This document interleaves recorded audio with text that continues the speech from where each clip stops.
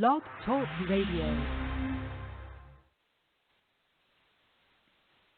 Welcome to the Buchanan Report, this 24th day of September 2019. My name is Ivan Buchanan, and I am your host. My co-host, as always, Ron Hanks. And Rhonda Moon Lane, and sitting in with us tonight again is Sean Higgins, one of the original whistleblowers out there. If you're joining us for the first time, our call-in number is 347-857-1710. Again, that number, 347-857-1710. Our guest tonight, Mike Volpe, whistleblower Sean Higgins, regarding OAWP, corruption, and secret whistleblower hit list. But before we get to our guest tonight, I want to remind everyone that our website is thebuchananreport.com, thebuchananreport.com, where tons of links there. I mentioned it on the last show. We stopped doing our veterans alerts on the website. We're doing that now and have been for quite some time on the VA corruption by the Buchanan Report. One comment I want to make regarding the posting that we do.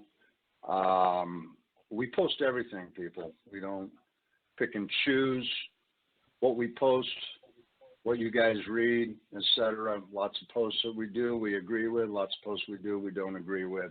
So just keep that in mind. If you have comments to make it towards the article. Don't shoot the messenger. Outside of that, I think that's it for me. Other than I do want to plug, and I know Mike can hear us, our guest, Mr. Volpe. He's going to be on, and I need your help on this because I can't see my notes. Sean, what is that, Pengless? The Action Radio Show? Right. Yeah, what's the name of the show? It's the Greg Pengless show. Action Radio. On that? Yeah. I want to plug his show. Michael Volpe is going to be on there tomorrow morning. So spread the word. The information coming out tonight is too valuable for the veterans out there not to know what's going on. So, again, we'll be plugging Michael Volpe on Pengless show for tomorrow throughout this show here. So that's it for me. Rhonda, you there? Okay. Yeah, I'm here. And I am sharing the information for the other show on tomorrow night. I'm going to put it on the VA corruption page so you guys can find it. Okay. All right. I have another one, and this is the only one I'm going to go through, and I only am doing this one because it's happened to us. A gentleman in, where was he? Dorn VA Hospital. They messed up his urine sample. So when you go into the emergency room, before they'll give you any medications for pain, you have to do a urine test. Well, they did his urine test. He had stomach pain. They told him there was cocaine in it, and wouldn't treat him, told him to go stop doing cocaine. Well, he sued them. And he got $150,000. This has happened to so many people I know. They tried doing it to Gary one night. Unfortunately, I was there, and he called me, and it didn't happen. It's just another way that they don't serve the veterans they're supposed to be. Oh, I don't. Tried putting Mike live there, but he's got some background noise there, so. Okay, I'll let him know that. Oh, you already did. That's all I had. Ron, did you have anything?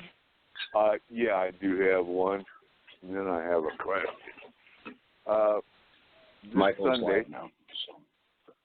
So. Okay. This Sunday, on the Grand Junction Daily Sentinel here on the Western Slope, Colorado, got over to the commentary section, and there was a cartoon in there.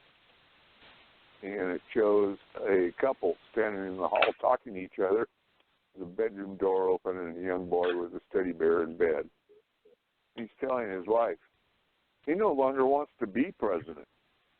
When he grows up, now he wants to be a whistleblower. And I snickered for about 20 minutes on that one. Other than that, I did see a thing on the VA report, off the Buchanan site, something about a Cherokee that was a VA secretary. Have I missed something here? Well, actually, the story was they're sort of like creating a secretary of the VA for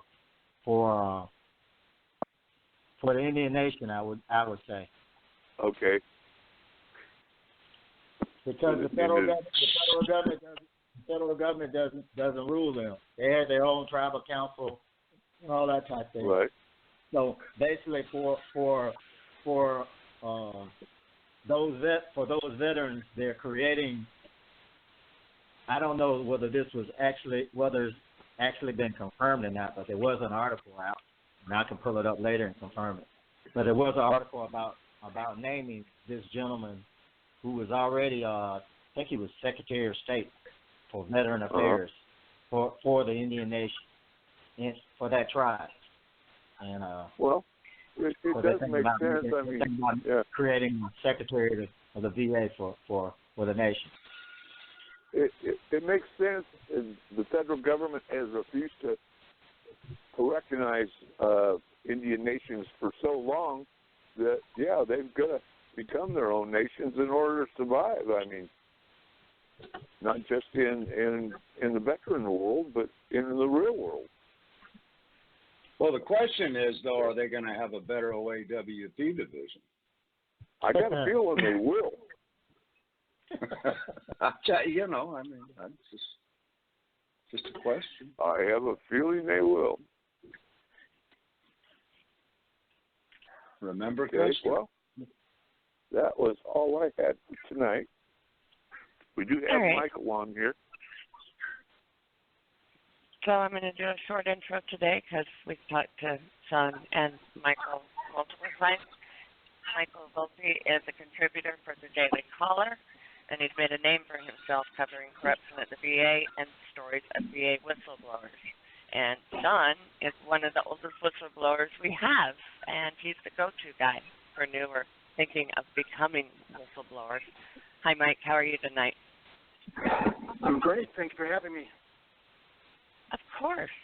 So let's start with the article. Okay. So the article was about a list created by one Brandon Coleman, who was working, I don't believe he is anymore, at the Office of Accountability and Whistleblower Protection. And many of the names on this list were blacked out. So there was 28 names, but we could identify based on the description about 8 or 9 of the people. And I interviewed most of them, and several of them called it a hit list. But let me give you some of the background on this. So I've written maybe 3 or 4, maybe even 5 articles about Brandon, or at least where Brandon was included. And then I met up with him at the 2017 Whistleblower Summit. And at that summit, he told me, and then he announced it publicly, that he'd gotten a job at OAWP. So I don't even know if he mentioned it by name. I don't even know if it had a name at that point. And what he told me and what he told everyone was, and they're going to let me go anywhere I want in terms of the media. I can go to Fox News, I can go to Arizona Republic, you name it, which I thought was fine. So a month or 2 after the Whistleblower Summit, which always happens at the end of July, early August, I get an email from him, and a new email, and he said, this is my new email address if you ever want to talk. This is the new phone number they gave me. And I thought that's fine. And then I did an article about 4 VA cops, 3 of whom I interviewed for this particular article. Greg Childs, Goose, I'm not going to try to pronounce his name. Everyone just calls him Goose, and then Tim Petrosky.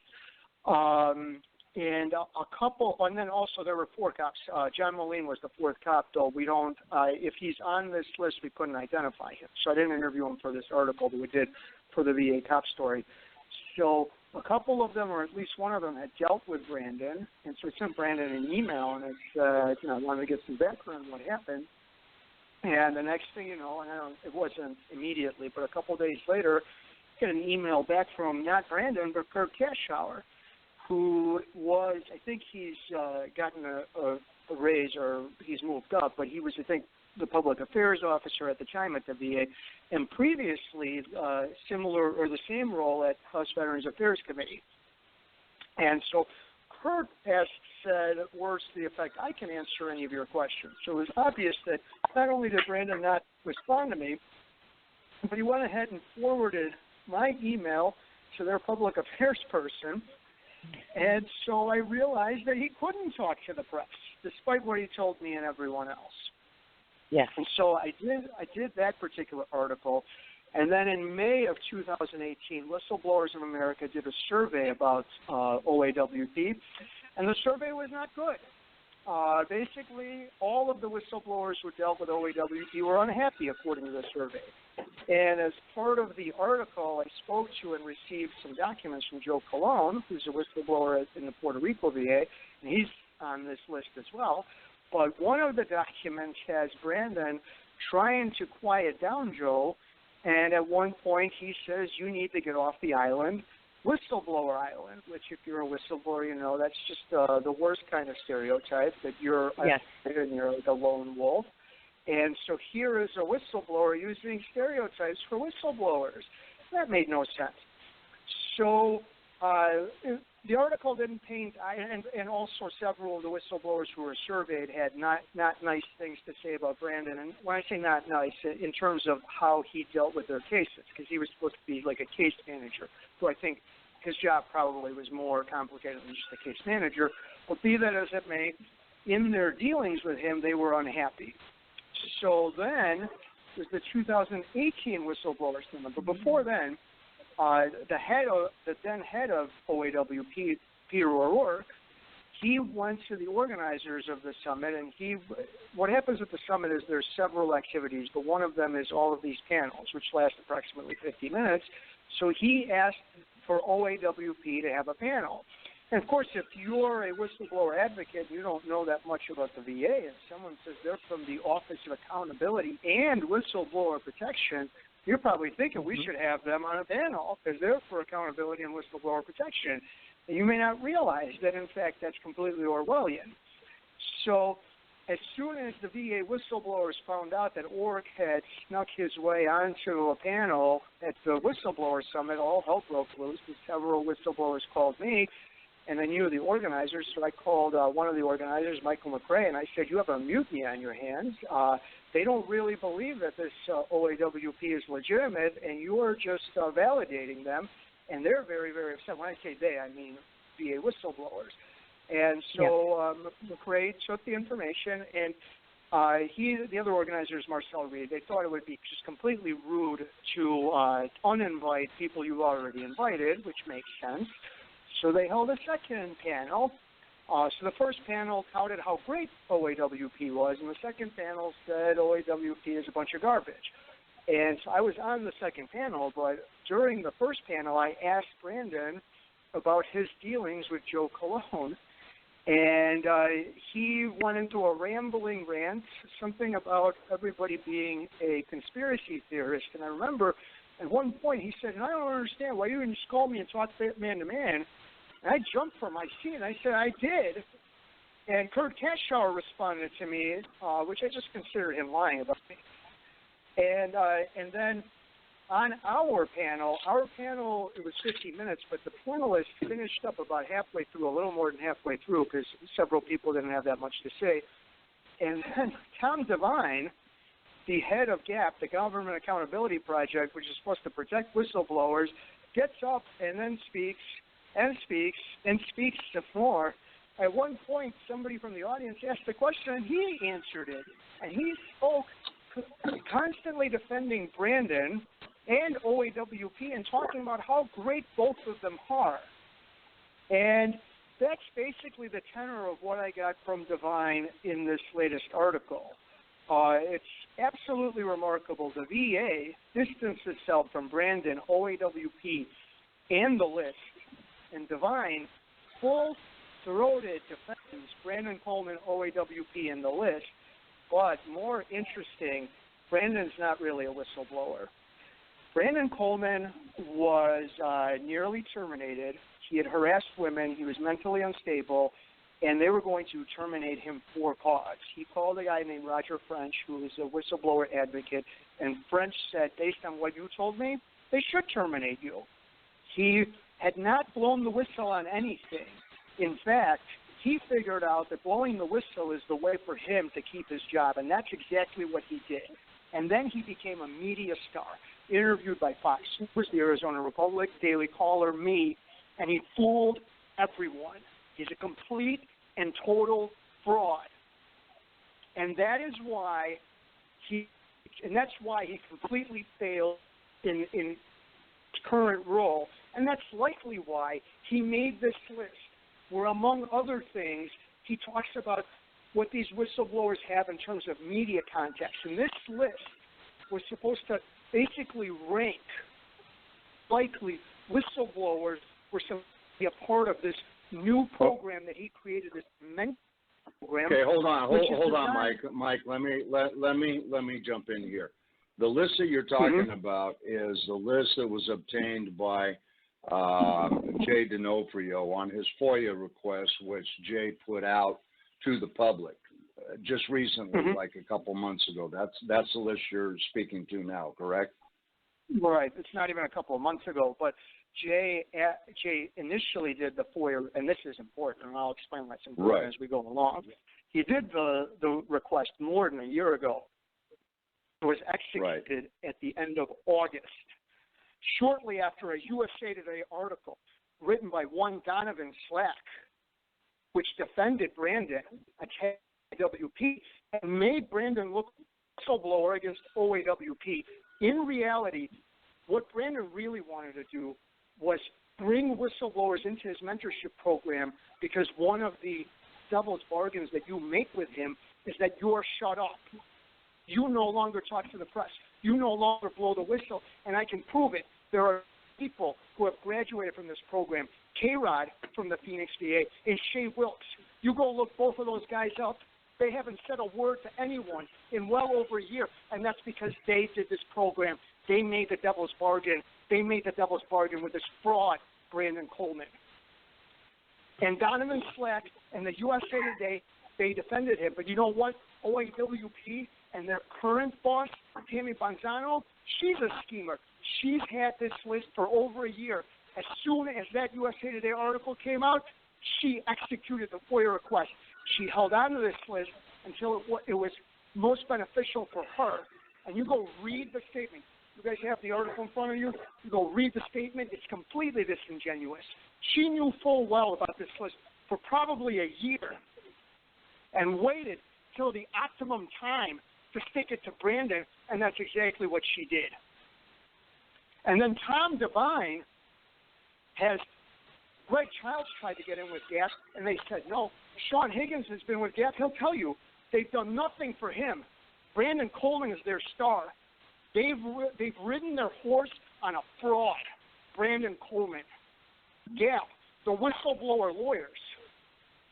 That's who they are. Okay, I want to jump in here because, if I could here, because I want to ask you a question, but I got a little bit to say first. Because I've read all the documents. You know, Jay D'Onofrio did a wonderful job, on going after those documents, and he put them out immediately. He sent them to me. He put them out to the public, etc. Based on pretty much every whistleblower, I don't think there isn't one whistleblower you've interviewed that hasn't been on our show, and so we've heard their stories, et cetera.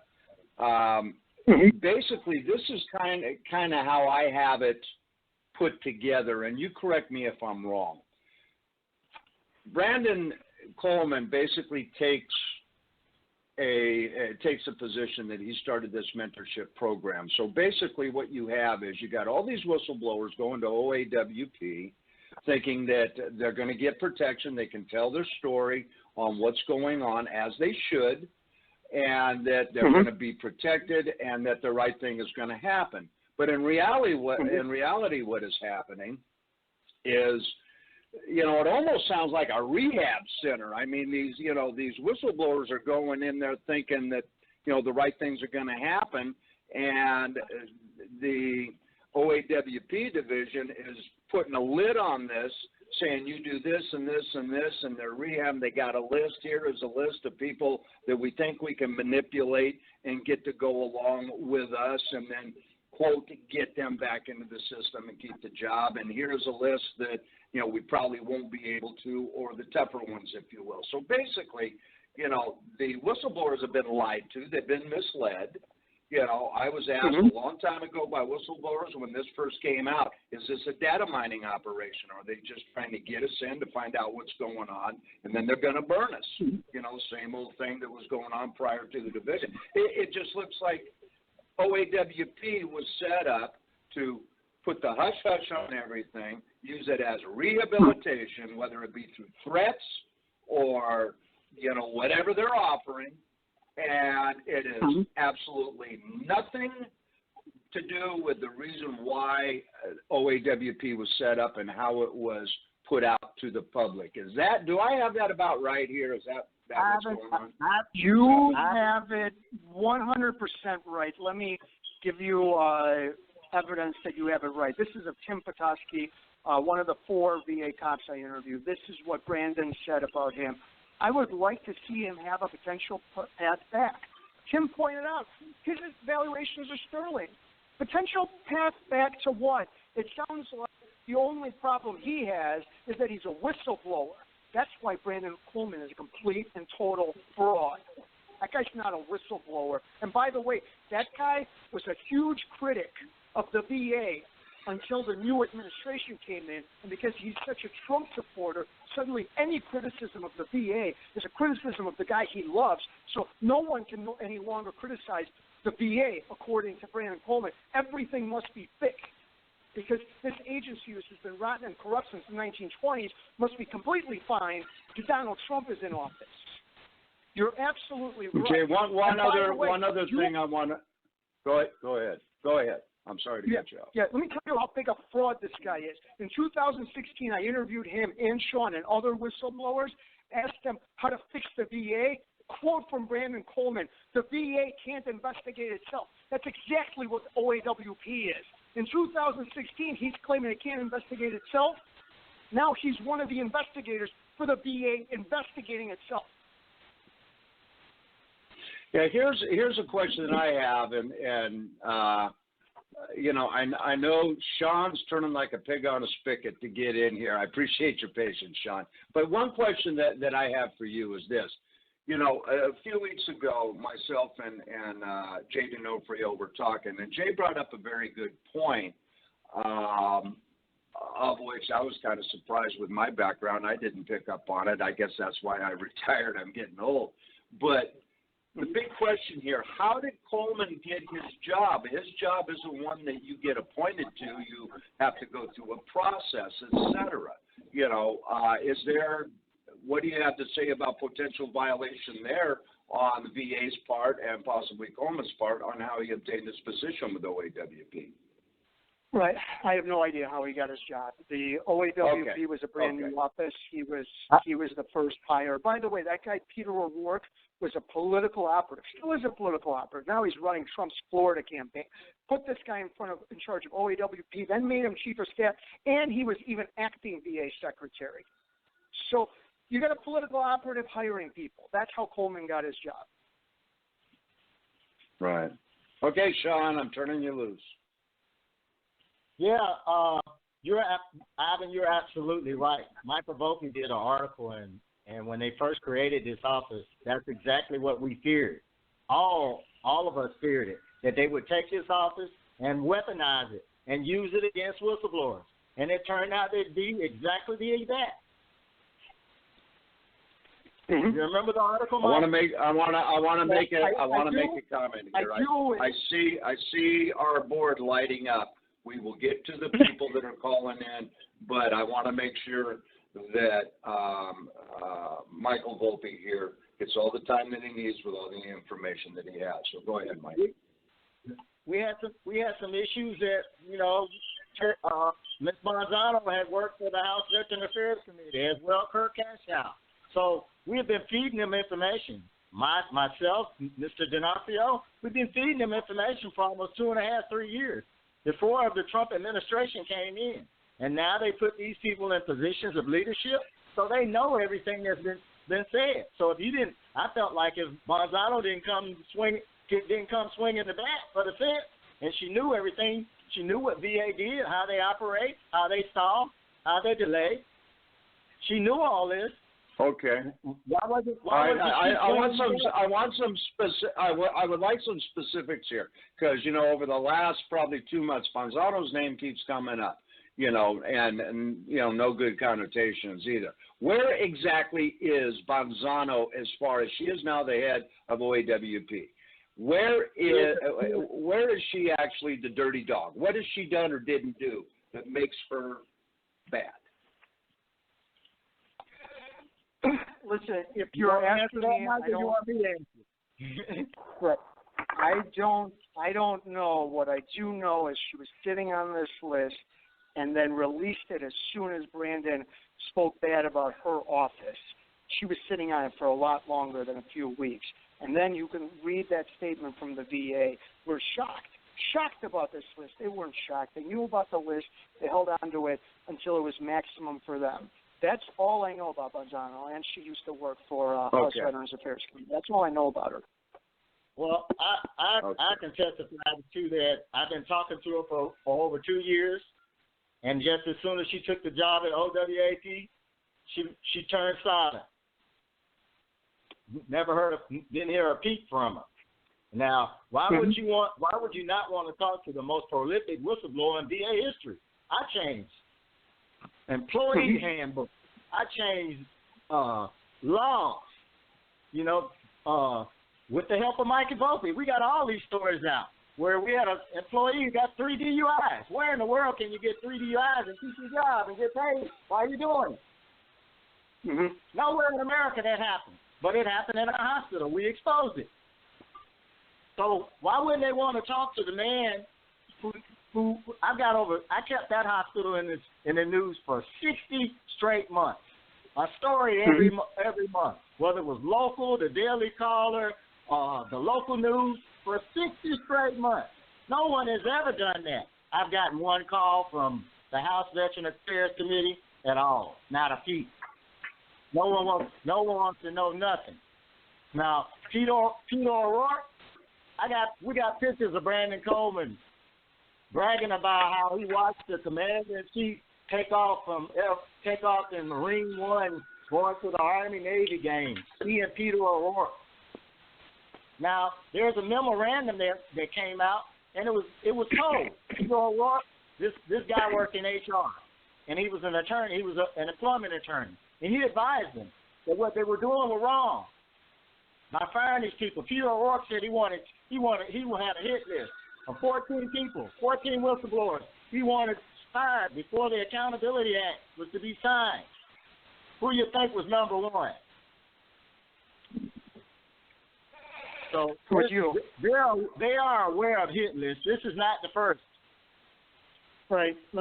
This is from an article I wrote when the VA Accountability Act was signed. Brandon Coleman, the Phoenix VA whistleblower who settled with the VA last year, said he was hopeful for the new legislation, but worried that rather than holding bad managers accountable, it would be used to target whistleblowers like Higgins. I like that. How's that for prophetic? Okay, I think it's appropriate for me to ask this next question. What I have heard here is Divine, the attorney for GAP, is full out behind backing Brandon Coleman. And with all the knowledge that you've put out and other information that's come out there, and man, that those documents that Jay D'Onofrio got is all telling, to be frank about it. How is it that Devine can be behind Brandon Coleman to the degree that he is? Do you like speculate on that? Why? What's in it for him? Why? I don't know, except that Brandon was the first whistleblower from the VA that Gap signed. This is what Devine told me for the article. Brandon's job was to make assessments on cases like all groups in society. Some whistleblowers are credible, some aren't. He made numerous positive judgments and acted on them successfully to restore whistleblowers' careers. He provided lessons learned from his own painful but successful experience and vindication as a whistleblower. And the list, that's the VA. But he defended Brandon and that list. He says doing his job by communicating a negative judgment is not a hit list. That's another thing that Devine said. Look, no, I'm not inside Tom Devine's head. I don't know why he's protecting Brandon Coleman. I'm not inside Donovan Slack's head. I don't know why she's protecting Brandon Coleman. All I can tell you is this guy was as full-throated in defense of Brandon Coleman at the 2018 Whistleblower Summit as he was for my article. And Donovan Slack, with that list hanging out there, full-throated defense of him. And by the way, Tom Devine said almost the same things to her that he said to me in the article, in both articles. So it's like they're all reading from the same playbook. One other thing, Tom Devine was very talkative to me before the article came out, said nothing since. Well, I've got a question here, Ivan, if you don't mind. With Go Tom Devine being a civilian, he's not a federal employee. How would he have so much intimate knowledge of the mentorship program? How would he have it? How would he know the inner workings of that? That's a great question. Excellent question. Yes, I don't know. It's almost like is. someone is telling him exactly how it works. Well, let's not forget, and this is my background coming into play here. You know, he does have the right, if he feels a necessity, to get private counsel. Okay, so whatever he says to private counsel, you know, he can do that. But private counsel shouldn't be coming out publicly and talking about inner workings if it's supposed to be, you know, kept. You know, I mean, back in, you know, law firm days when I was with a law firm, you know, that was a very fine line that we had to walk. You know, I think here that the main thrust of this whole issue, to be very frank about it, is, you know, we can sit and talk, and sometimes people get confused because of all the things we're talking about. The bottom line is real simple, okay? The friggin' whistleblowers didn't go to OAWP to join a mentorship program or be rehabilitated. They went there because they were doing what they felt was right. And in many cases, these whistleblowers, they have the duty to go there. If they don't, they have problems if they don't report. Okay, so, you know, that OAWP division was a fraud from minute one, just a fraud from minute one. And if Brandon wants to take, you know, credit for the mentoring program, okay, you know, because that's not what OAWP was there for. Mm-hmm. That's exactly right. Am I wrong here? Am I wrong? That's exactly how I see it. You're not really that. It's that simple. You're not wrong, and if you look at their Twitter feed, it's a bunch of photos of them doing PR work. So it's not clear exactly how they're holding anyone accountable or protecting whistleblowers. It looks like they do a lot of PR and create this mentorship program, which you're right, has nothing to do with anything. As Tim Petoskey said, how does he need to be rehabilitated? He has perfect, all of his scores are perfect. The only way that he needs to be rehabilitated then would be to stop being a whistleblower. As I said, there's 2 graduates, and they don't speak to the press. They don't blow the whistle anymore. That's what it sounds like. That's exactly what Joe Colon was told. You want to be a part of this program, you have to stop blowing the whistle. So okay, well, here's a meat and potato question. Here's a meat and potato question for you. You know, you have been involved in this investigative issue here having to do with OAWP extensively. I'm speaking to Michael Volpe now. Can you point to, out of all the whistleblowers that have gone on there, and God, we've had tons of them on our show, and there's tons more that I have talked to that are afraid to come on to talk like these whistleblowers that have come on the show. Can you name one individual, one person that a whistleblower went to OAWP on that has been dealt with properly in how OAWP is supposed to operate? Do you know one individual that they did their job on that has been fired, etc.? Just one. Zero. I did an article in May of 2018 after the survey came out. Greg Childs and Goose said, we're happy with what OAWP is doing. They're no longer happy. Goose was happy because they put an executive stay order on. That executive stay order was lifted in January without any investigation, and now they're trying to terminate the guy, and I believe they have. Or if they haven't, they certainly have retaliated against him. So they just stopped the retaliation by a year and a half without investigating anything. Greg thought they were investigating. Let me tell you, I'm going to read from my article. Greg was considering being part of the mentorship program. Childs said his understanding of the program was that OAWP would manage a dialogue between him and VA police leadership at his hospital. He said that in the end, this made no sense since he was accusing the same VA police leadership of causing the problems. What this mentorship program says is, all the people you're blowing the whistle on, we're going to have you work with them. Does that make sense to anyone except for the VA? No, not at all. Doesn't that sound like a setup? Okay, let me ask another question here. You know, there's a list of 28 people. I want to get into some statistics if you know them. You know, there's a list of 28. I do know that there is one whistleblower that I don't believe is on that list. She was a doctor for them. She is, since gone, et cetera. I don't want to mention the name. But do we know, I mean, for God's sake, there's more than 28 whistleblowers, isn't there? Because they list 28. Whatever happened to the others? Do we have a count on how many whistleblowers have gone to OAWP? Why don't we talk about two prominent whistleblowers who aren't on it, who we're certain aren't on it? Sean Higgins and Scott Davis. Sean, you want to tell them why you think neither you or Scott are on that list? I told him, I said there wasn't one African-American doctor. There was not one African-American whistleblower on that list. You remember Dr. Head? Dr. Head testified.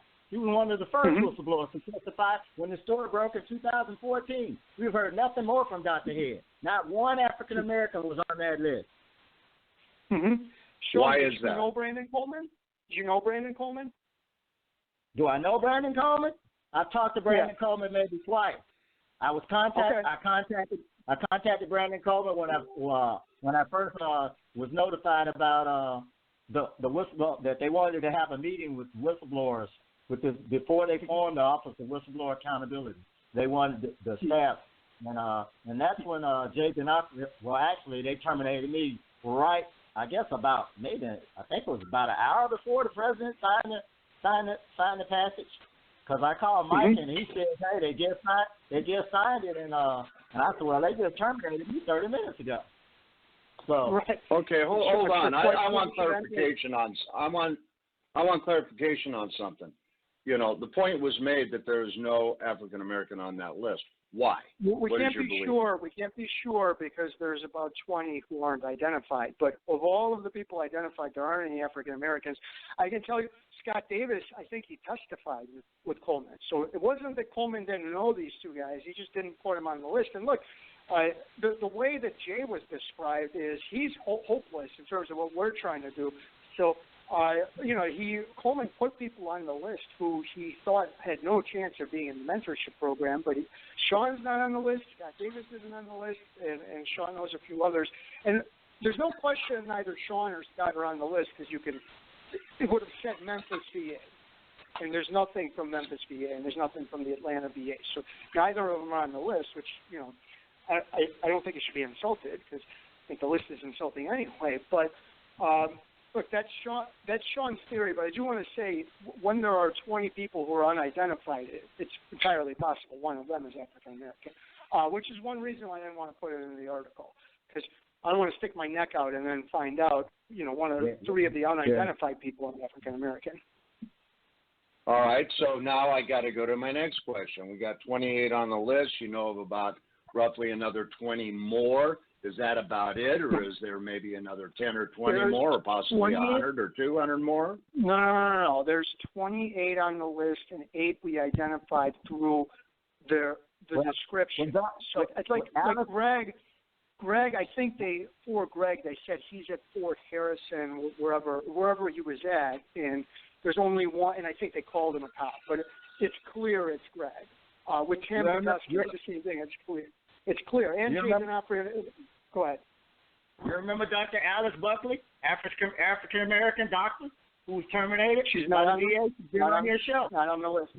Not on the list.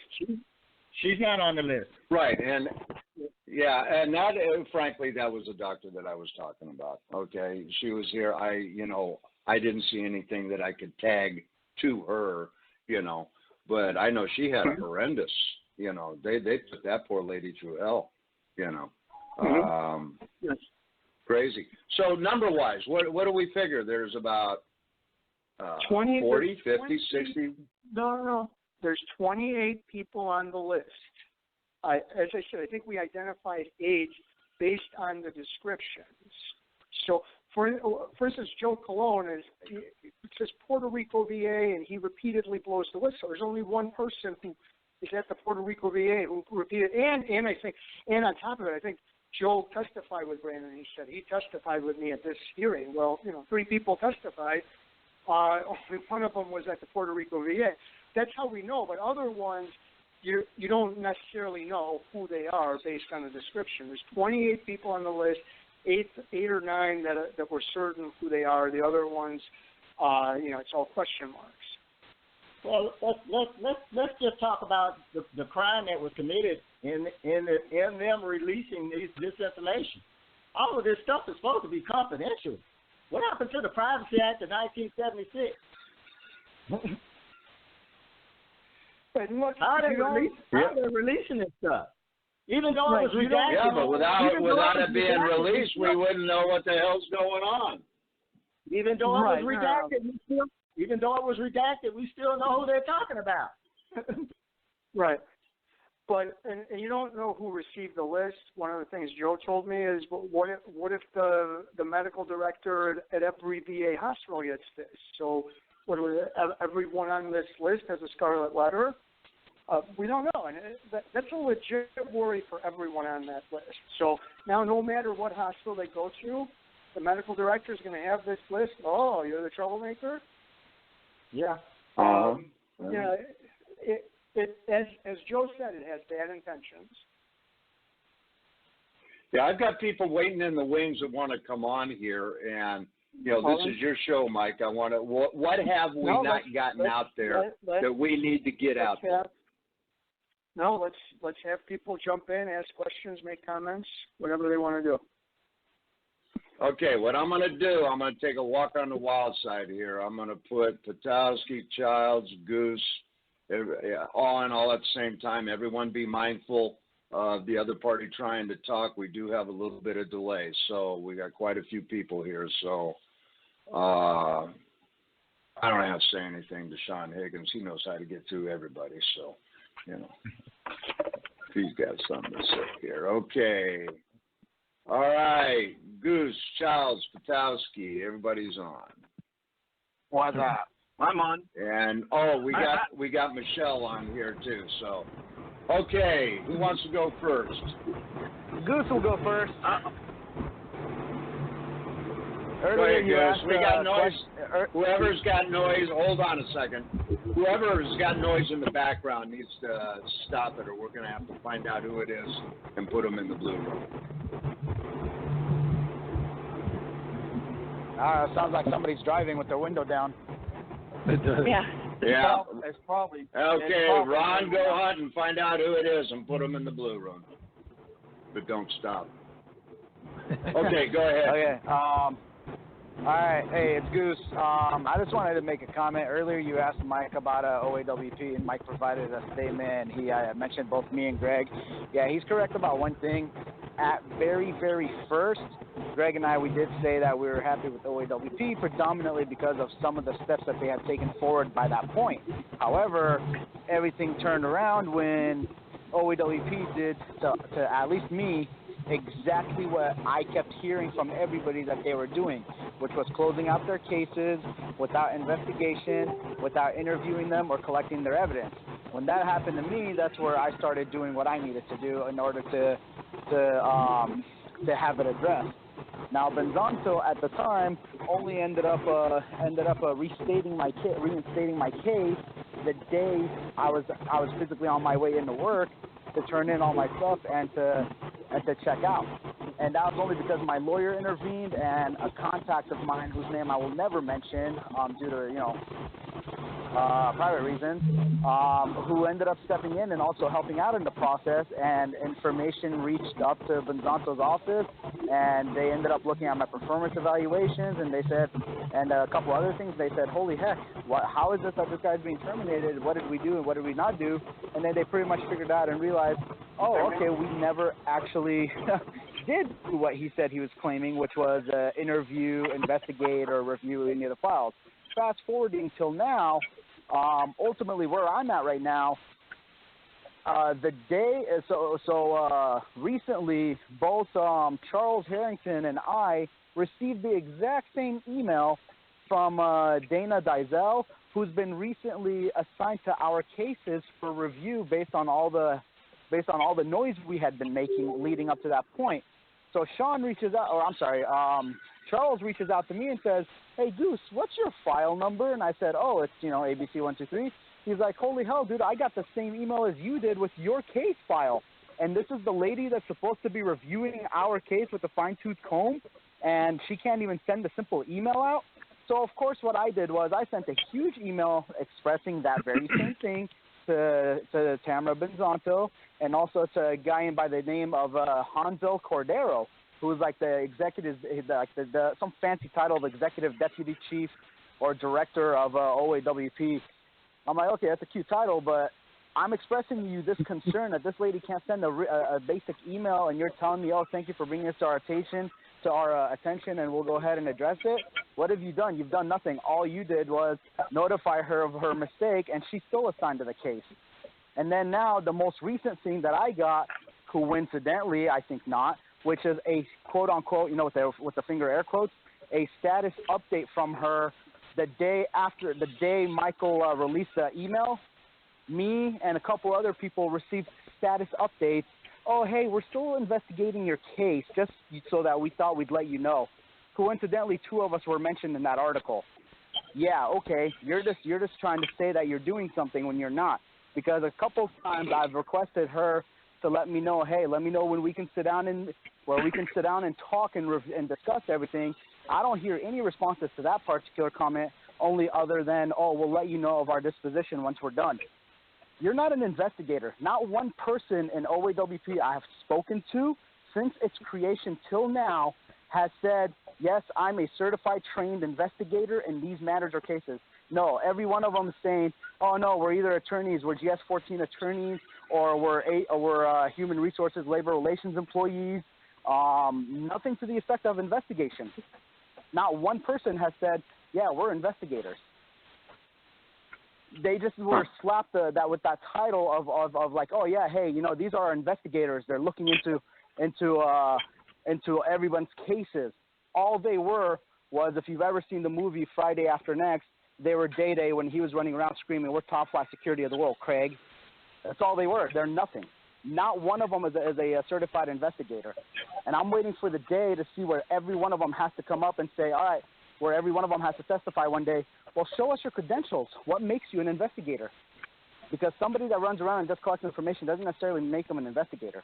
That just means you're running around collecting information and you don't even know what the hell you're looking for when you don't even know the position that you're investigating. You have no idea of what it consists of. So you're talking about police officer, police. But you said Charles, what was his last name? Harrington. You guys know Harrington. He's been on the show before. I'm sorry. I thought you said Manson, and I was going to go, whoa, wait a minute. No. No, yeah, sorry, I'm trying to keep my brain wrapped on this. You know, I've had a couple things I've been addressing the last couple No days. problem. But ultimately, All right, we got to ultimately, get to the others here as well. So brevity's key here.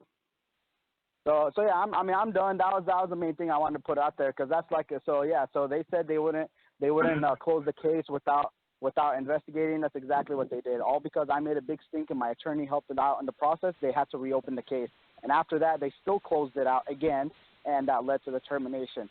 And now, so hypothetically, I've already been to my MSPB court case. The judge already ruled in the VA's favor just because of the way the new law is written. And then at the end, you're all of a sudden re-reviewing my case based on what? If you find it in my favor at OAWP, what are you going to do? Are you going to reinstate it? Are you going to actually admit that you guys jacked up and you guys ruined mine and other people's lives and careers as a result because of your incompetence? No, they're not going to do that. They're just going to say, oh, okay, well, sorry, tough.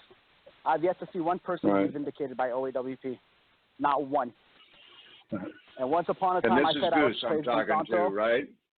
Yes, sir. Yes, sir. Once upon a time, I praised Okay. Tonto. Right now, I have no faith in her. Yeah. All right, Goose, thanks for chiming in here. I'm going to put you in the blue room here. Who's next? We got Charles and Patowski. I want you guys to jump in. I'll go. When we get done here, I got go. another question here for Michael Volpe once we get through here. Who's next? Tim, you can go first. All right, thank you, brother. So this is Tim Petoskey. So something I want to detail is folks get wrapped up in terminology, and the VA intends to use labels as a form of counterintelligence, right? That get you looking at these things and thinking, oh, well, it's the Office of Accountability and Whistleblower Reprisal, right? We're protecting these guys. Folks need to delete that in their mind. OAWP is the VA. And for decades now, we've been screaming at people to listen to us when we're telling them about some of the truly outlandish things that are going on at the VA. And they usually roll back on us and they're like, Tim, that's cartoonish. It's crazy. That's like Tom Clancy stuff. That can't be going on. But over the decades, the VA is not very good at hiding it, actually. If you just let them run their mouths, eventually they'll let stuff spill. And so what we've found is that, they were recording people with cameras. They were following people. They were retaliating. In Goose's case, there's a special agent from D.C. who lied/falsified some stuff in order to assist in getting Goose fired. I reviewed that information because I'm a police instructor, and I issued a determination that was the case. I also filed another complaint with the Office of Security and Law Enforcement and, with OCP to get that person, pulled out of the process. And the VA's response to that was to send that person to Seattle to conduct our next annual inspection. So when I found out about it, I told them, look, don't send this person out here. He obviously has a bone to pick with the whistleblowers who called attention to this process, and they sent him out anyway. Now, I got lucky because I'm in the Army Reserve, and my unit's deploying. And so as a military officer, they offered me the opportunity to come and be the detachment commander for my unit. And, of course, I jumped on it. Now, it just happened to line up because that pulled me out of harm's way. But my supervisor, because there's just two of us in the training division, is now riding the pine because they had to go through him to get to me. And at no point in time are folks considering this out-of-control agency that has been running amok in America for decades. They don't care.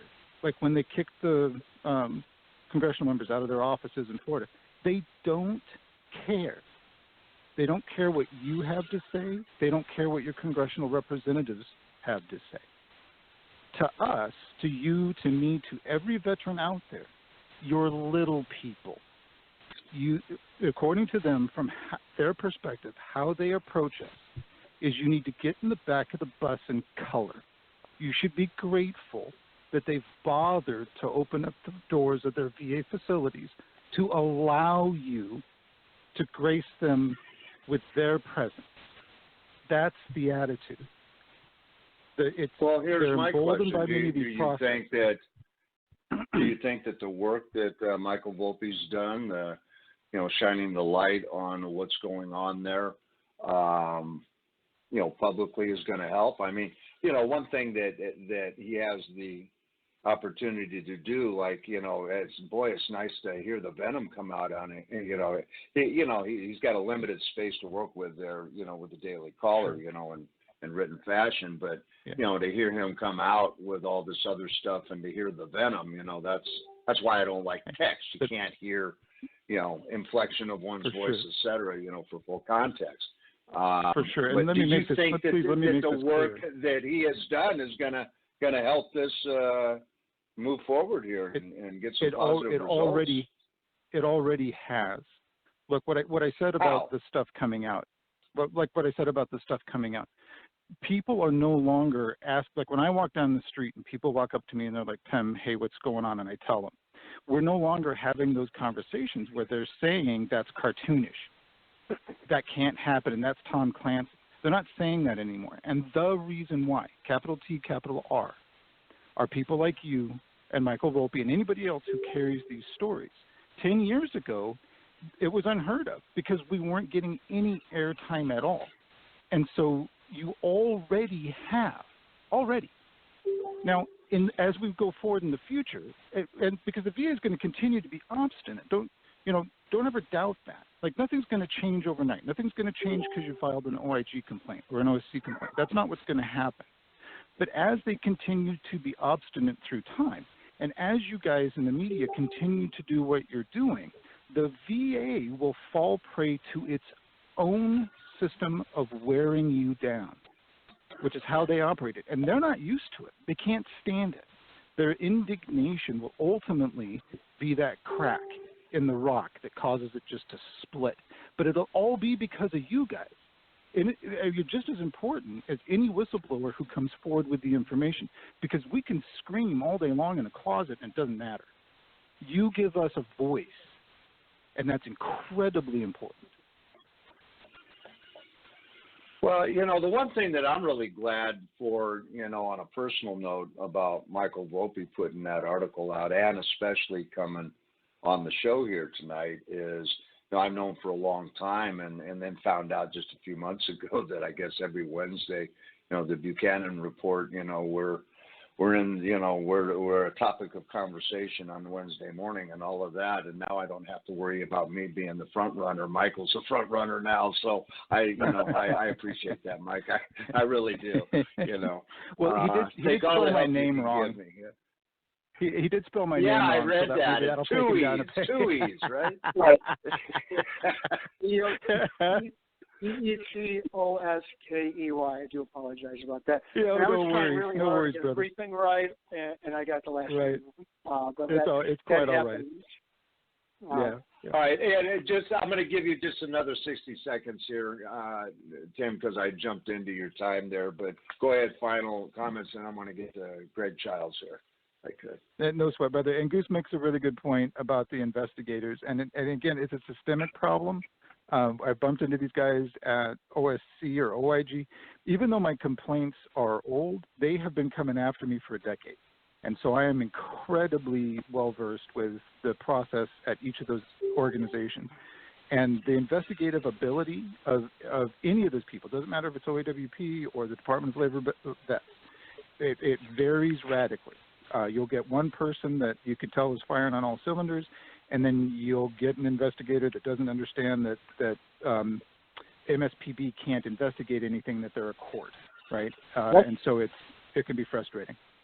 Let me give you an example of how systemically they are, and they're ironclad. They're the only government agency that has its own Office of Resolution Management.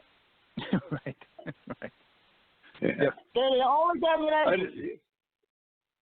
I think that is an extremely good point to make. That I've never heard that, and I did not know that. That is powerful information to know.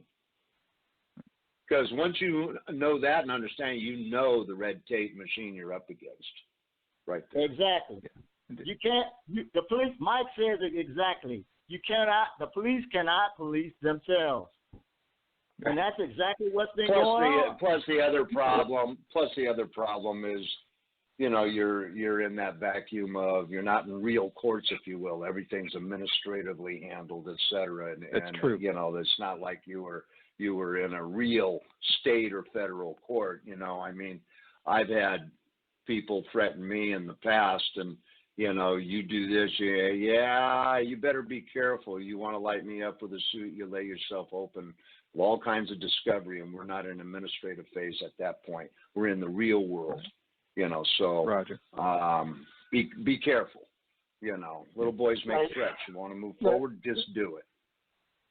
Let me just say, MSPB, how many judges you know aspire to be MSPB judges? Exactly. Now that's the most wasted office they ever created. You remember what happened in my case, Mike? How the first judge? Yeah. No, in fact, you know, Michael will attest to what I'm saying because, again, he'll know that I've been around a long time and know the system. I'll tell you one of the worst places. You know, the big joke is you became a judge because you couldn't make it as a real attorney, you know, in the real world. Boy, you go to CPS, you know, to where the hearing masters and CPS, they are jokes. They are jokes, man. That is a racket and a half. Am I wrong, Mike? Well, it's not a joke. It's a racket, and they steal children, but that's not a joke. That's another topic. No, it's horrible. But it's no joke. You have your kids stolen, and it's not funny. But, you know, they pre-signed orders and all kinds of problems. That's no joke. I'll give you an example how much of a joke that is. In Memphis, where I just left, they had a judge who was the administrator of juvenile court, and the guy didn't have a law degree. Getting to you, Greg. Getting to you, man. I got all kinds of stuff coming at me. Greg. Okay, Tim, I got to cut it. You know, this guy is cutting me loose here. Yeah, no worries. Thanks for calling down. I'm going to stick you in the blue room. But don't leave because I've got a question when we get done here for Mike. Very important question. Greg, you're on. Okay, quit with the damn memes. Gee, Hey, this is Greg. It's Greg Childs. It's Chiles, Michael. I know he spelled my name Chids or whatever it was. But anyways, as far as everything, you know, coming on, you know, Goose and Tim, you know, what everyone's basically saying is pretty much, it's 100% true. I mean, for example, I mean, I'm number 17 on the list, and I mean, it clearly states right there, this comes from OAWP, and it clearly states there was an AIB and that my supervisors retaliated against me. So my case has been open now for almost 2 years. Why has nothing been done? Why has there no action been taken? And, you know, I keep on reaching out to them. Well, I think it's crystal clear now why OAWP wasn't there for the reason that they were, you know, put in place. You know, they reached out to me, and apparently they have another person investigating. They're doing a second reinvestigation of it. I mean, are they doing a second reinvestigation of it because I brought up a lot of good points, that they didn't interview all my witnesses, because they didn't, you know, they didn't want to take all my evidence, because one of their investigators was actually following me on Twitter? Are these all points? Why are they reinvestigating it? I mean, it's clearly public. Everyone has already seen it. It says right there, your chief and deputy chief retaliate against you and an AIB. Can't be any more clear than that. You know, another point is I'm doing the same thing now with Jay. This happened to Jay, the FOIA request. I requested a FOIA request more than 20 days ago. I have not received one response from them at all. So now they're in violation of FOIA. You know, if I'm asking for a FOIA request, at least respond to me. I can't even get a response from OAWP. I'm requesting documents. You know, I have a right to those documents. You need to release them. And by holding them or not releasing them, it basically shows that you're covering up. What are you covering up? So, you know, it's back and forth, You know, it's just, you know, something's got to be done. You have people that are, you know, like Goose is saying, they're not real investigators. An investigator, like OIG, is an investigator. They go to schools at FLETC. They take an extensive amount of training. They have they have to go through multiple trainings to actually become an investigator. They know what to look for. They know, what is a crime, what is not a crime, you can't expect someone who is just an HR specialist to be like, oh, hey, there's retaliation. They're not going to know. I mean, well, to be an OIG investigator, that's got to be just frustrating as hell, knowing that you go out there, you do your job, you get the goods on some, and nothing's happening. Just think about this. In Memphis, they had a HR chief, and she used to brag about that she didn't have a college degree. She had a high school diploma, and she was the chief of HR. Oh, Lord. Year 14. It's amazing. I've been doing law enforcement for a very long time, and honestly, after working for the VA, I've actually got a bad taste in it. I have a lot of respect for law enforcement. Right. I have a lot of friends in law enforcement. I have friends in law enforcement. I have 100% respect for, but when you see your own people wearing your same uniform lie and falsify a statement or falsify a report, and you have evidence to show, I can't wait for that day in court when that person gets put on the stand and they have to answer why they lied. Because that's what they call a Brady violation. They're going to have to answer to that. It's a Brady violation. And a Brady violation, you're going to damage your entire career. And a lot of individuals in Fort Harrison, Montana, they're going to have to answer why they lied. Because when I have evidence that shows that you lied, and it's strong evidence, please tell me, how are you going to get out of it? I got to cut this off, Greg. I got to cut this off. So, all right. But anyway, I just want to thank you guys for having us on. And Michael Volpe, of course, he writes some really great articles, So.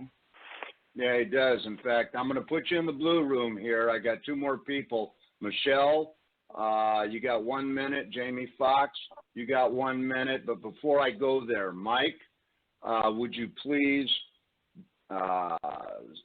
get out? You're on, I can't even remember the name of the show. Would you please get all that information out? And please feel free to post on the VA corruption, by the Buchanan report, your show for tomorrow morning, get it on there, and then we'll get it distributed out for you. Because this information is just too, it needs to be out there. So go ahead, Mike, get the information out on your show for tomorrow morning. I will be on with Greg Penglis. The show is called Action Radio. It's on Blog Talk Radio as well. So it's Blog Talk Radio /Citizen Action. I'll be on live at 8 a.m., but if you can't catch it live, just go to Blog Talk Radio /Citizen Action and you'll find it. That's fantastic. And again, post it. I will. What's the time tomorrow? 8 a.m. Central Time. Okay, yeah, get that on our page there for tonight. And I'll another radio show out there. I've talked to. Thank you, Rhonda. Marty, she does some just like Penglis. We're all VA. Penglis isn't all VA, nor is Marty Oakley. That's her name. Marty Oakley. I'm supposed to talk with her. She interviewed Brandon back in the day. She interviewed not only Brandon, but she interviewed Brandon back in the day. Not only, as I said, she interviewed several VA whistleblowers, but Brandon was one. She interviewed Sean? Yeah. I've been on we're one of the few radio shows that don't mind plugging other radio shows when it comes to VA and do whatever we can to help them. And we're not the only one out there, and I think we're the only one that is pretty much strictly this is all we do. But, there are other good shows out there like Penglis, Marty. When they do, shows, I think it's important that the veterans know about them. And I am throwing out right now, and I know you'll get the message to Marty, anytime that the only thing I ask, as long as it's VA related, anytime, Mike, you're going on there or Penglis is doing a show having to do with the VA, same with Marty, if they want to post on the Buchanan report, feel free to. That doesn't bother us. The bottom line is getting the message out there and keep a wonderful job by you, Mike, obviously, just a wonderful job. We over here, we get the whistleblowers calling in, tons of them, and you know, we get this piece, we get that piece, we get this piece, you know, but it's over such a period of time, and you really put it all together. It's too bad you didn't have 2 or 3 pages you could, you know, they'd let you use there to write, because you're obviously going into lots of other things. All right, real quick, I'm going to give 1 minute to both Jamie Foxx, 1 minute to Michelle, and then that's it. Then I'm back on with Michael Volpe. I've got a major question here to ask him, and then we'll be wrapping it up. All right, I'm going to go with Michelle first. And Hello. You're on. Getting to you, Jamie Foxx. Michelle, you're on. Thank you, Ivan. I just want to tell everybody I really appreciate what they're doing for us veterans. I'm a vet. Of course, you, Rhonda, you, and Ron Hanks, and all the whistleblowers and all the news media. But I just news reporters and the lawyers that comes out and supports us. But there's one whistleblower that I think that needs to be everybody to understand. Snowden is a whistleblower, but look where he's at. And so he's a big whistleblower. But also the VA has is like an octopus with many tentacles, and it goes everywhere. And there's so much information out there, and it's going so many different ways with the VA. It's just unreal. And I hate to say this, the VA is turning into like CIA. That's why they're acting, but some of them are stupid. And I'll go ahead and say that. Some of them are stupid with their policies and releasing information, HIPAA information out to open records requests for someone's C-file. I mean, there's all kinds of things going on. And that's happened to me twice with my C-file. So, but I just want to wish everybody and thank everybody for doing what they're doing. That's all I got to say. Okay. Thanks a lot, Michelle. Appreciate you coming on here. I'm going to stick you in the blue room. We're going to Jamie Foxx right now. Jamie, you got 60 seconds. I'm counting. You're live. Go. Okay, great. Thank you. So terminology is very important. So whether it's EOC, MSPB, or whatever investigation, there's something called fact-finding, informal investigation, and formal investigations. Formal investigations are the only thing that matters because it captures people's sworn testimony or written testimony. And what I was told by OAWP in October 2018, before they sent the FBI illegally to my home to harass me, was that OAWP cannot do formal investigations, and that they were, in my case, having the people that I accused of wrongdoing investigate themselves. And that's what triggered me to publicly criticize Brandon Coleman and OAWP for the first time on Twitter. And subsequently, that following Monday is when, you know, that whole thing launched with the FBI. Dana Dazelle was my case manager. I hope the best for you guys, but Dana Dazelle she is friends with top managers there at VACO, which is VA headquarters, central office, and Christine Bruin, and there's a few others. And the thing is when you have verbal conversations between OAWP and management, none of that can be tracked. And as a last note, that privacy, the VA has new privacy laws that are taking in effect at the end of this month. It's very important that all veterans take a look at that. And the retaliation does not stop once a veteran VA employee leaves. I am right now still being retaliated by the VA as a veteran. My congressman is trying to help me, and I was just at their office yesterday, and they were told that my C file, which is my veterans claim file, was not digitized. It wasn't in the computer, and so they were searching for it in paper form, which is complete BS, because I have a mountain of evidence showing how they were illegally accessing my C file. So they're using my C file as a sword and a shield as they are cutting my benefits right now, and they will not allow any VSO to help me. And until we can get more people, aware of what is happening, there's just too much that is being placed on the people who are saying something. Sorry, Okay. I think that was over 60 seconds. Thanks, Jamie.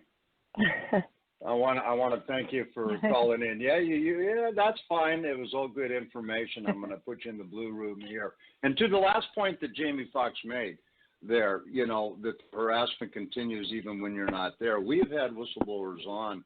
This was 2-3 years ago, quite some time ago, to where, a settlement was made with a whistleblower, and the lady, this was out of Florida. And she got her job back, but only for 6 months, and then she was to be gone. So when she went back to work, she was out looking for work, putting in applications, and everywhere she went, she was hired. Then all of a sudden, no, she wasn't. Well, finally, she ended up going in, and she found out what was happening. One of her potential jobs that she, put an application in for, and she went in for the interview. The guy said he got a call. Saying, just wanted to ask the question, you are aware that she's under, federal investigation, don't you? So, here they are still messing with her, they make a deal, she's to move on, their VA is supposed to move on, and they continue that type of harassment, messing with her and her family and how she pays her bills, et cetera. So, to that last point, Jamie, it continues. We've had more than one whistleblower on tell us that story. So, thanks for calling in. Mike, I want to get back to you. I know it's getting late where you're at here. Great article you did. My question is this, what happens now? Where does all this go? Are you working on another article? Obviously, if you are, you're not going to be giving up any more details, on it. But is this it? Is this a flash in the pan? What is the next step? What do you believe should be the next step? Well, I believe there should be congressional investigations into all of this, and I guess we'll see what happens. I'm always working on other articles. I don't know that I'm working on a VA-related article right this second, but no, the VA needs to investigate this, but everybody was stabbing everyone in the back. The VA was distancing itself from Brandon Coleman. Some outside lawyer is full-throated defense of him. So I don't, as far as the article is concerned, we'll see. But you read that article, that's the truth of what's happening at the VA, and the VA is jacked up. So that's not going to, you can ignore it, but that doesn't change what's happening. The VA is jacked up. They're all stabbing each other in the back. Everybody's a schemer. Everybody's duplicitous. As I said, it's a total soap opera. So you can ignore it, but that doesn't change what's happening. And so that's the reality of the situation. Anyone who reads that can see it. But beyond that, if you're a whistleblower and you go to GAP, well, I guess that's your choice. But if you're a whistleblower, you go to the USA Today and talk to Donovan Slack, that's your choice. But, that's out there as well. We got free will. But in my opinion, neither of those entities are to be trusted. Well, I think it's pretty well been established that the VA cannot investigate themselves and get any results, as you stated before when I asked the question. Out of all these whistleblowers that have gone to OAWP, not one's been fired. Nothing. That's why internal affairs is supposed to be independent. That's why after things blew up with Frank Serpico, they didn't ask for an internal investigation. They created the Knapp Commission, which was completely independent, and that was the first and only time that his allegations were properly investigated. That's why after Crimes on the Waterfront was published, the precursor to the movie On the Waterfront, they created the Waterfront Commission to be an independent body to investigate crimes on the waterfront. That's not proven by the VA. That's just what happens. Corrupt agencies can't investigate themselves. You don't believe me? That's what Brandon Coleman said. Right. Mike, Rhonda, were you Ron, you want to jump in? No, I'm just trying to absorb all this. Mike, were you threatened about doing this story? I'm sorry? Michael Volpe, were you threatened about doing email. this story? I never felt. Listen, Tom Devine is like 5'8", 100 pounds. I never felt threatened. He suggested that whistleblowers weren't going to come to me, but I never felt threatened. But he used language that I guess could be taken multiple ways. I never felt threatened. Whatever. I never felt threatened. I wouldn't say I was threatened by Tom Devine.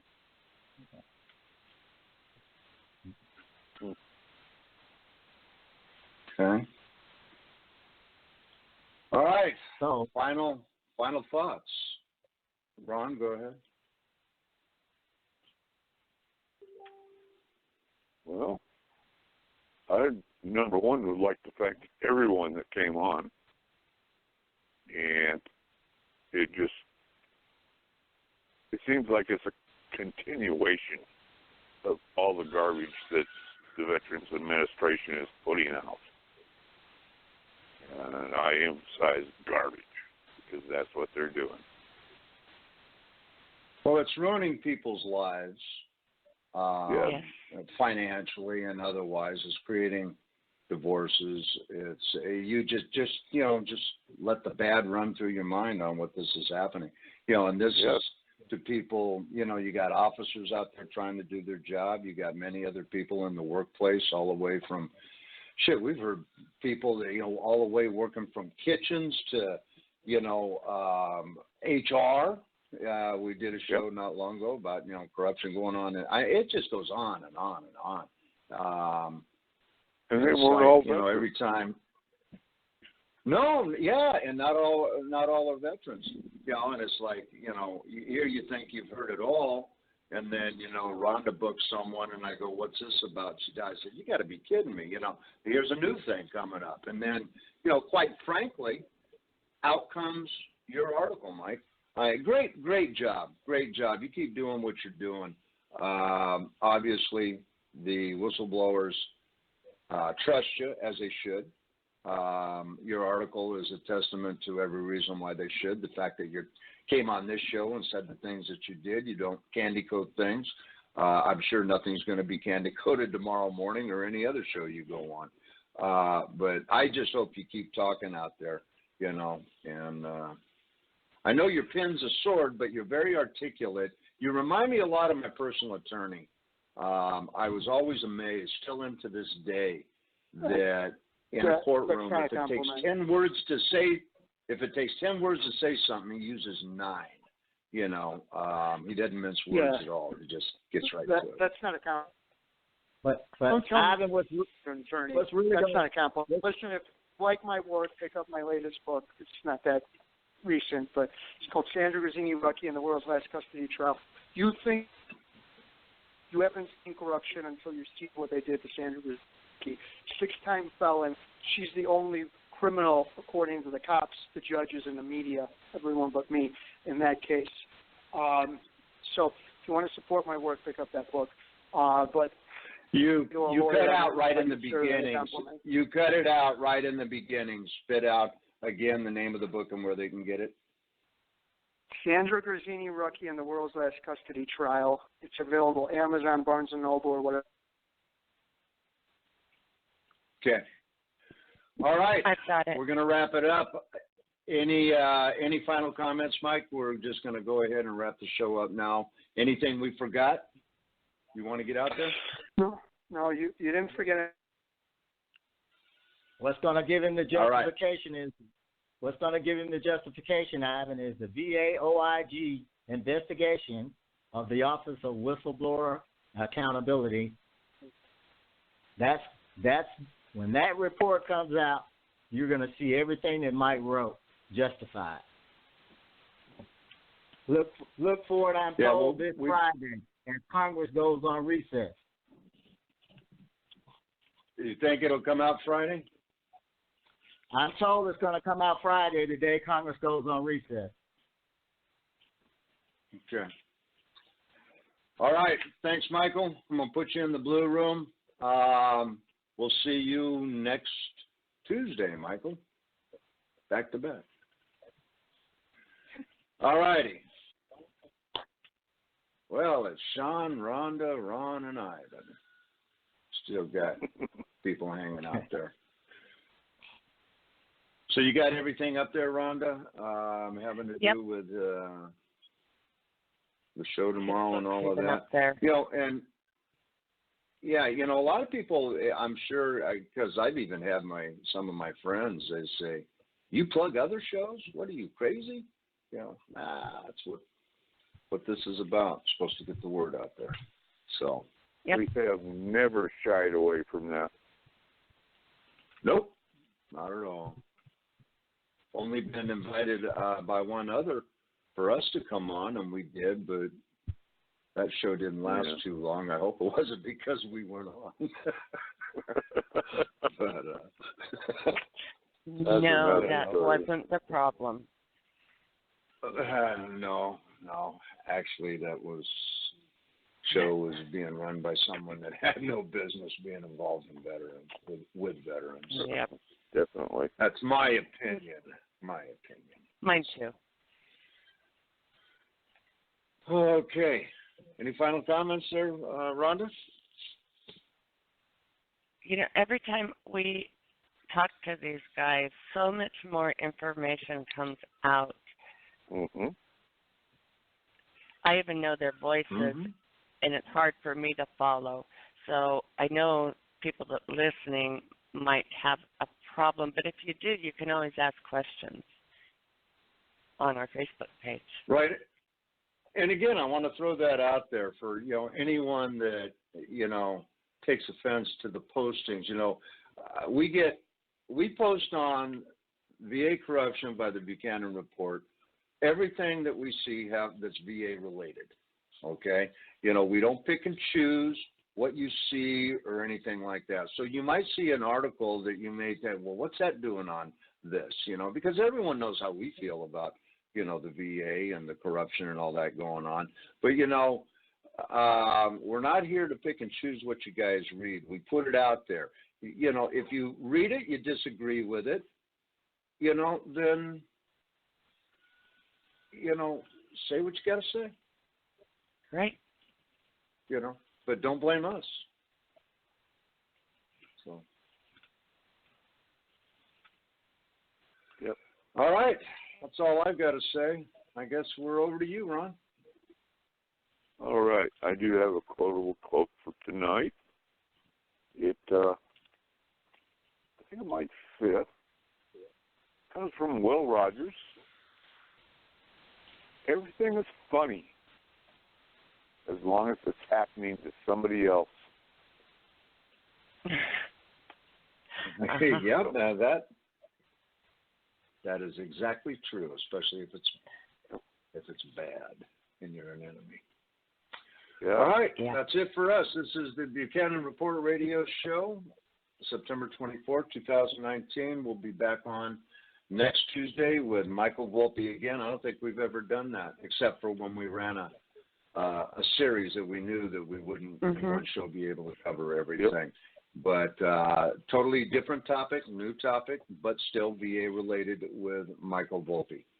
That's it for us. Have a good night. Have a good night. Be safe. Yep. Good night. All right. Great information.